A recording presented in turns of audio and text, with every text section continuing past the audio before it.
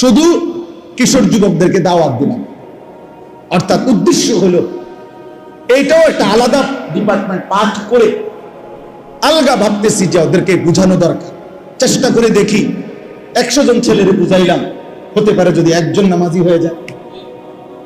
কি বলেন, হইতে পারে না? একজনই হয়ে যাক না।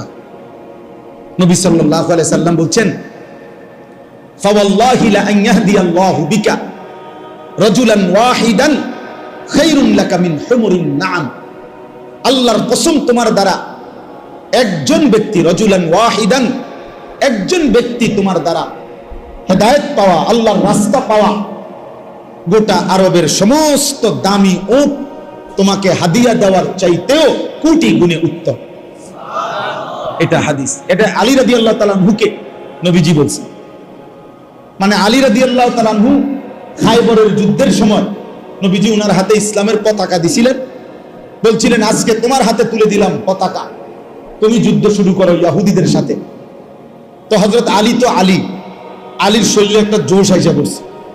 আলী রাদিয়াল্লাহু তাআলা আনহু বলছে, ইয়া রাসূলুল্লাহ, আপনি শুধু বসেন, এখান থেকে শুরু করে ওই মাথা পর্যন্ত ইহুদি যা আছে সব সমান করে নেব,